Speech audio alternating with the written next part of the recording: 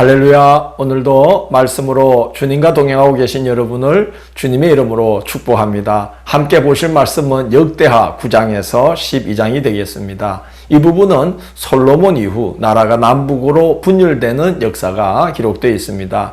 먼저 9장을 보면 9장은 솔로몬의 지혜와 부귀영화가 어느 정도였는지를 보여주고 있는데, 솔로몬의 명성이 소문대로인지 확인하기 위해서 솔로몬을 방문한 서바 여왕, 그 이방 사람의 입에서조차 솔로몬을 이스라엘의 왕으로 세우신 하나님을 찬미하게 만들 정도로 솔로몬의 지혜와 부귀영화는 너무나도 놀라웠습니다.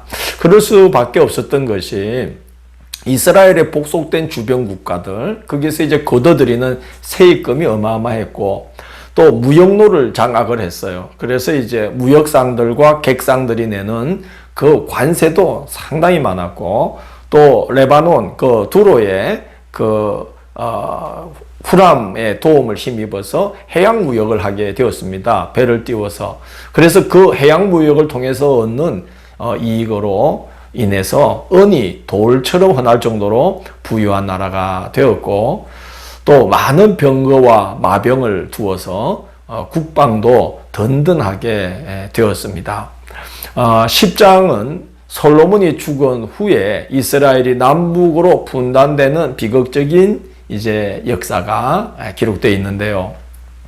열왕기에는 이제 그 분단으로 가는 여정이 기록되어 있습니다. 하나님이 솔로몬을 배반함으로 인해서 대적자들이 나타나기 시작하고 분단이 경고되고, 그리고 그 나라의 한 몫을 또 맡을 여로보암이 나타나고 이제 그렇게 되어 있죠. 그런데 역대기는 그런 일들은 언급하지 않습니다.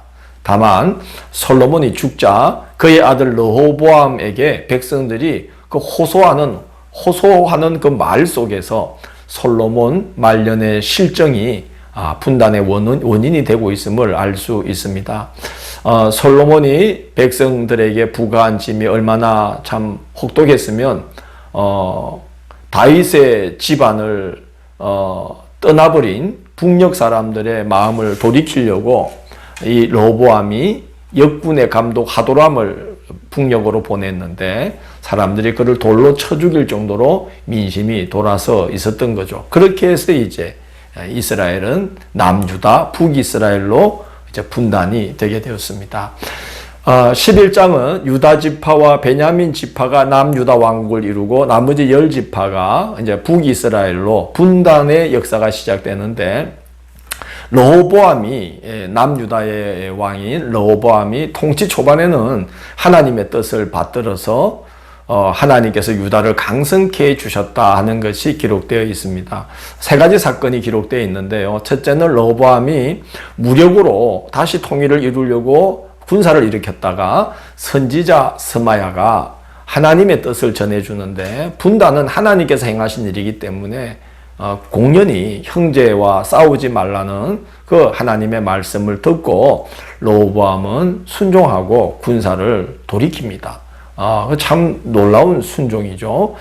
그리고 둘째는 르호보암이 나라의 견고한 성읍들을 세우고 거기에 지휘관들을 두고 비상식량, 무기를 비축해서 국방을 강화하는 그런 노력을 기울이는 걸 봅니다. 셋째는 북이스라엘의 여로보암이 제사장들과 레위 사람들을 해임하고 우상 숭배를 일삼게 되자 하나님을 성심을 다해서 섬기려고 하는 자들이 이제 월남하는 남쪽 예루살렘으로 내려오는 제사장과 레위 사람들을 따라서 예루살렘으로 와서 3년 동안 르호보암을 도와주게 됩니다. 그래서 하나님께서 유다를 강성하게 해주셨다 하는 것이 기록이 되어 있습니다. 12장은 유다가 강성해지고 르호보암이 세력을 잡자 교만해져서 율법을 버리고 여호와께 범죄함으로 하나님께 징벌을 받게 되는 내용입니다.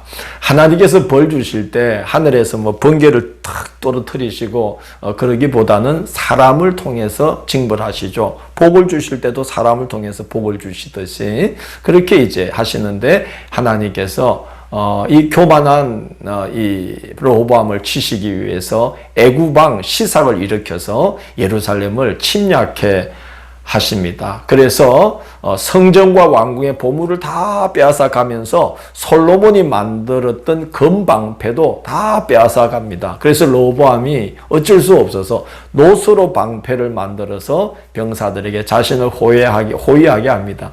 이 금방패, 이 방패는 왕의 호위병들이 들고 있는 방패는 왕의 위세를 나타내는 것이거든요. 그래서 솔로몬은 금방패를 만들었는데 큰 것을 200개, 작은 것을 300개 만들어서 그 좌우로 호위하게 만들었습니다. 그러나 르호보암은 다 빼앗겨 버리고 노방패로 호위를 하게 했습니다. 하나님을 거역하는 대가를 치르는 거죠. 근데 선지자 스마야가 이제 하나님의 말씀으로 경고를 하게 됩니다. 너희가 나를 버렸으므로 나도 너희를 버려 시삭의 손에 넘겨놓으라. 그렇게 말씀을 합니다. 르호보암이 경고를 듣고 이제 겸비한 태도를 갖게 됩니다. 그래서 하나님께서 그 르호보암 때의 유다를 아주 멸하지는 않으시지만 시삭의 종이 되게 하시는 거죠. 그래서 하나님을 섬기지 않으므로 세상 임금을 섬기게 되면 얼마나 고통스러운지를 경험하게 합니다. 그래서 하나님께서 하나님을 섬기는 것과 세상 임금을 섬기는 것이 어떻게 다른지 내가 너희에게 경험케 하겠다라고 이제 말씀을 하십니다. 르호보암에 대한 기록을 마치면서 12장 14절은 르호보암에 대해서 이렇게 한 줄로 평가하고 있습니다. 르호보암이 악을 행하였으니 이는 그가 여호와를 구하는 마음을 굳게 아니함이었더라. 그렇게 평가하고 있습니다. 변함없이 신실하게 하나님을 경외해야 했는데 그러지를 못했다는 거죠. 우리는 변함없이 신실하게 굳건한 마음으로 하나님을 경외하면서 이 신앙의 걸음을 완주해야 되겠습니다. 내일 5월 21일 금요일은 역대하 13장에서 17장을 여호와의 소금 언약이라는 제목으로 살펴보도록 하겠습니다. 오늘도 함께 해주셔서 감사합니다. 기도하겠습니다.